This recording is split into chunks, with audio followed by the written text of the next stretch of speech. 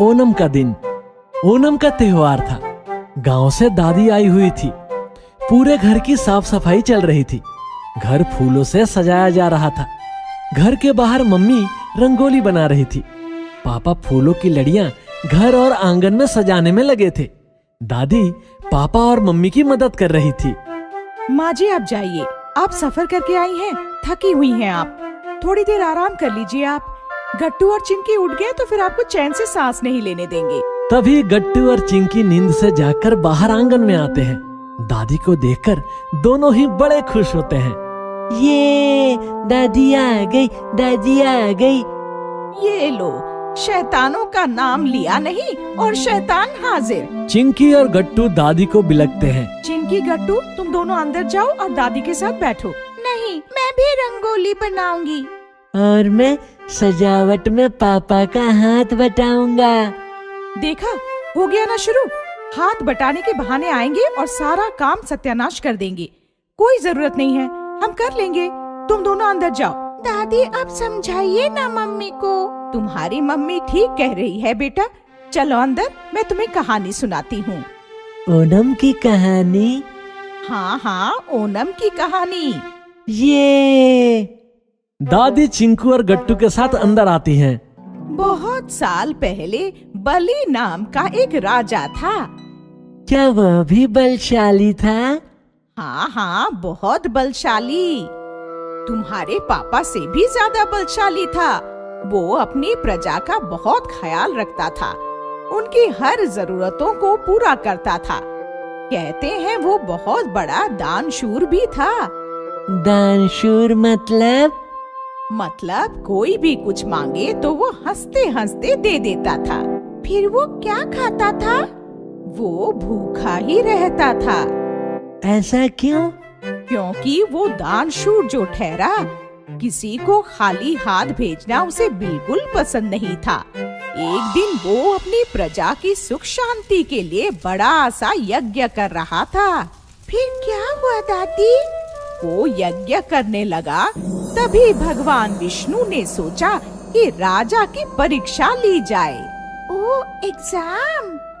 हाँ, एग्जाम। भगवान विष्णु ने फिर वामन अवतार धारण किया। मतलब? एक छोटे से ब्राह्मण का अवतार श्री विष्णु जी ने धारण किया और वो राजा के पास पहुंच गए और उन्होंने राजा से दान मांगा। क्या मांगा उन्होंने? Vanilla ice cream? नहीं, 3 कदम भूमि का दान मांगा। राजा बलि को लगा ये छोटा सा ब्राह्मण बस 3 कदम जमीन ही तो मांग रहा है। बलि ने जमीन देने का प्रॉमिस किया। फिर क्या हुआ? फिर क्या था? वामन ब्राह्मण के रूप में आए भगवान विष्णु एकदम बड़े बन गए। उन्होंने पहला कदम धरती पर रखा, दूसरा कदम आसमान पर, तीसरा कदम रखने के लिए जगह ही नहीं बची। फिर क्या हुआ? यह देखकर राजा बलि आगे आए और उन्होंने भगवान विष्णु से कहा कि तीसरा कदम मेरे सर पे रखिए।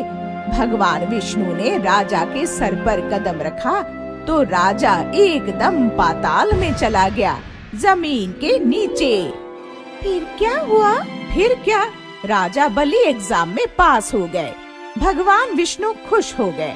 उन्होंने राजा को वरदान दिया कि तू पाताल लोक में फंस गया है, लेकिन तू अपनी प्रजा से, अपने रिश्तेदारों से मिलने आ सकता है। फिर क्या था, साल में एक बार राजा बलि अपने लोगों से मिलने आने लगा और राजा के आने पर लोग त्योहार मनाने लगे। बोलो कौन सा त्योहार? ओणम का त्योहार। बहुत अच्छे।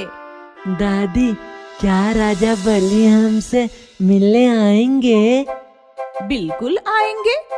तभी मम्मी आती हैं। आपकी कहानी खत्म हो गई हो तो पूजा शुरू करें। तभी अचानक किसी के रोने की आवाज आती है। ये कौन रो रहा है बाहर? बाहर जाकर देखते हैं तो एक भिखारी पापा से खाना मांग रहा था। हफ्ते से भूखा हूँ साहब, खाना नहीं खाया तो मर जाऊंगा।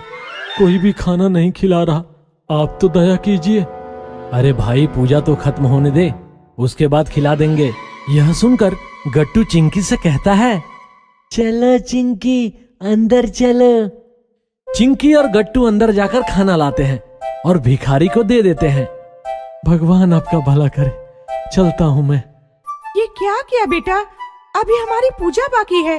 पूजा से पहले कोई खाना नहीं खा सकता। महाराज, बलि भी नहीं। ये क्या कह रहे हो? दादी ने कहा था आज महाराज बलि आते हैं। जैसे विष्णु जी ने वामन अवतार लिया था, वैसे ही महाराज बलि भी भिखारी का अवतार लेकर हमारी परीक्षा लेने आ सकते हैं ना दादी?